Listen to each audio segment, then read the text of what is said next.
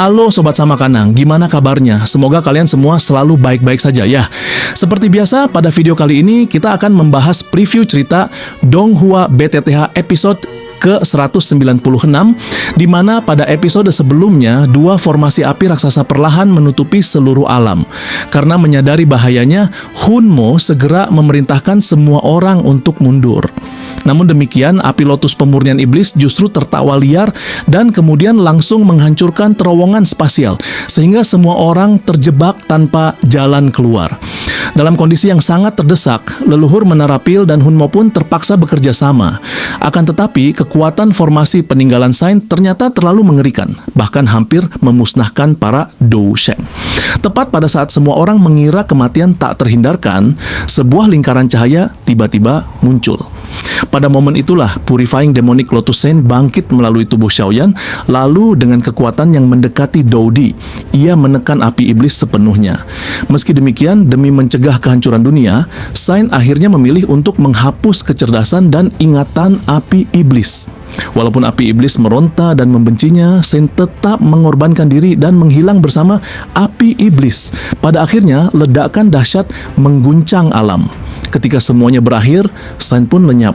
Namun di lautan magma, esensi api iblis perlahan muncul yang membuat Xiaoyan gemetar oleh sukacita.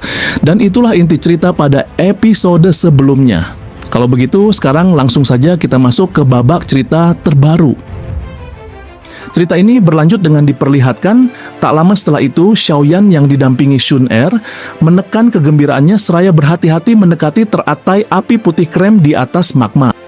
Teratai tersebut, yang merupakan wujud api lotus pemurnian iblis, kini tampak damai dan tenang, sangat berbeda dari sebelumnya. Di sana, Xiaoyan menjelaskan bahwa Purifying Demonic Lotus Saint telah menghapus semua ingatan dan kecerdasan api iblis. Sehingga, api iblis kini murni seperti bayi yang baru lahir dan telah menghilangkan sifat brutalnya. Dengan begitu, kekhawatiran Xiaoyan untuk memurnikannya pun lenyap.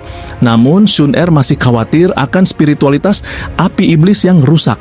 Mendengar hal itu, Xiaoyan menggelengkan kepala, lalu menjelaskan bahwa Saint tersebut hanya mengambil memori negatifnya saja. Sementara spiritualitas alaminya tetap utuh, kini murni seperti saat pertama kali muncul.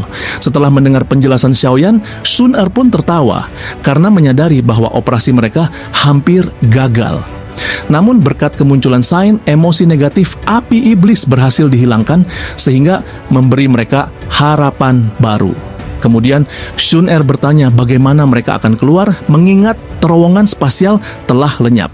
Xiaoyan membelai dagunya sejenak, lalu memutuskan, "Karena kita belum bisa pergi, aku akan memperbaiki api lotus pemurnian iblis di sini." Mendengar hal tersebut, Shun Er menjadi khawatir. Namun, Xiaoyan hanya tersenyum sambil mengakui bahwa peluang keberhasilannya kurang dari 50%. Tapi, mau bagaimanapun, Xiaoyan harus memurnikan api iblis ini, karena tidak ada pilihan lain. Ia lalu menjelaskan alasannya. Jika ia membawa api iblis keluar, ia akan menghadapi masalah tak berujung dari klan Hun dan pihak lain. Sebaliknya, jika berada di alam api iblis yang diciptakan Saint, mereka akan aman dari gangguan sehingga ia bisa memurnikan api iblis dengan tenang. Shun Er merenung sejenak, kemudian menyetujui bahwa alasan Xiaoyan masuk akal. Tak berselang lama, ia bertanya kapan Xiaoyan akan mulai bertindak. Xiaoyan menggelengkan kepalanya, lalu berkata bahwa ia masih perlu mempersiapkan beberapa hal, karena memurnikan api iblis bukanlah perkara sederhana. Terlebih lagi, pertempuran sebelumnya telah membuatnya sadar betapa berbahayanya api iblis tersebut. Sementara itu, di luar alam api iblis, distorsi spasial perlahan menghilang. Para ahli, termasuk leluhur Hoyun dan Gu Nanhai, menatap langit dengan perasaan enggan.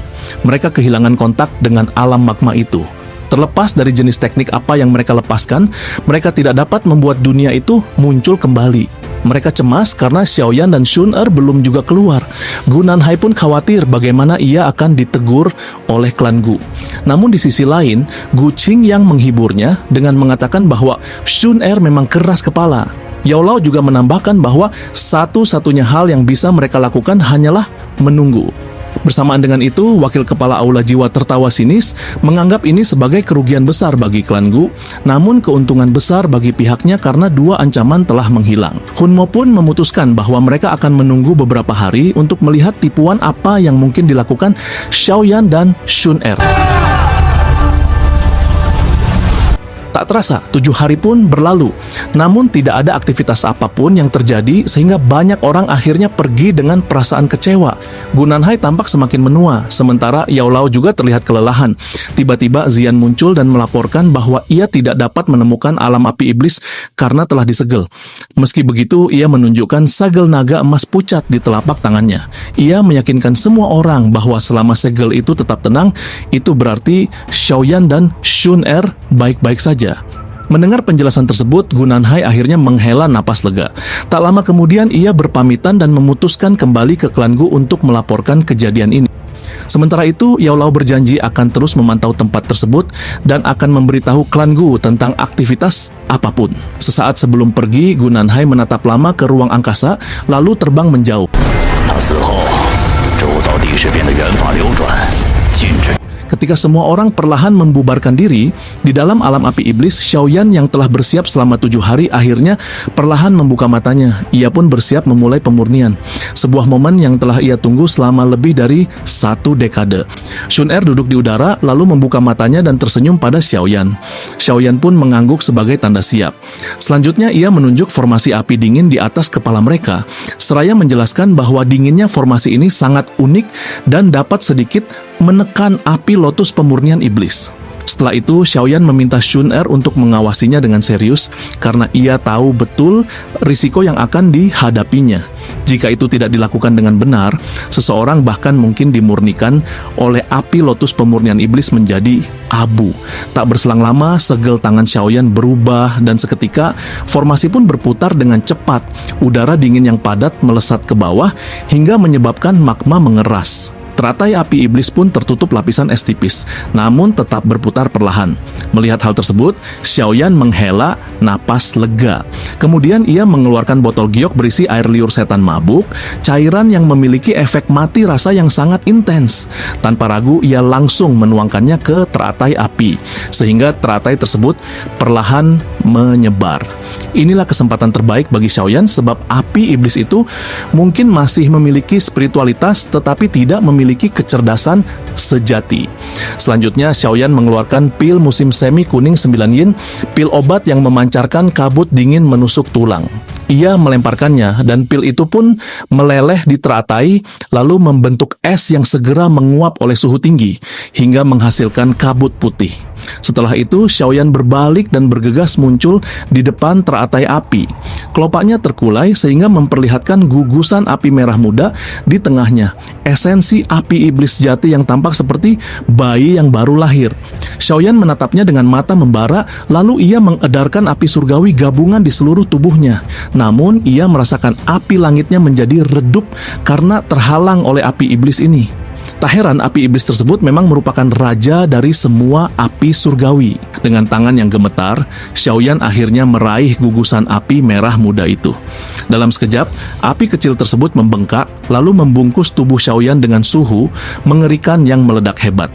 Shun Er langsung terkejut karena melihat wajah Xiaoyan terdistorsi oleh rasa sakit saat ia memaksa api surgawinya menahan suhu api iblis. Darah segar merembes dari pori-porinya, kemudian mengeras menjadi kutikula darah. Rambutnya pun berubah menjadi abu, hingga meninggalkan kepala botak. Darah mengaburkan pandangannya, namun demikian, ia justru menyeringai dan memasukkan api merah muda itu ke dalam mulutnya, menelannya ke dalam tubuh. Tak lama kemudian, pakaiannya, bahkan pakaian kaisar serangga kuno, langsung berubah menjadi abu. Kulitnya pun mengelupas, memperlihatkan daging serta sisik naga phoenix. Rasa sakit yang luar biasa seketika menjalar ke setiap bagian tubuh Xiaoyan. Di dalam hatinya, ia meraung gila, flame mantra, perbaiki.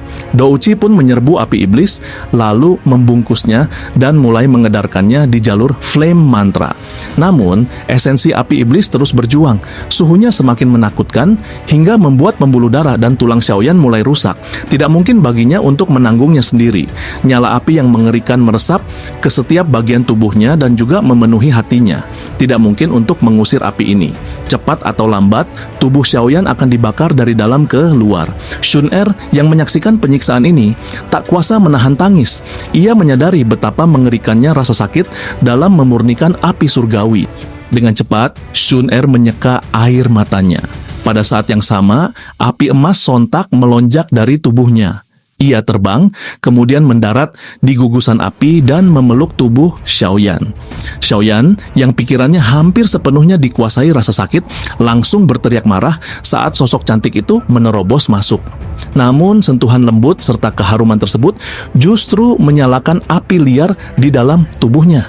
Tanpa sadar, Xiaoyan memeluknya erat. Ia tahu apa yang akan terjadi, sama seperti yang pernah terjadi dengan Medusa.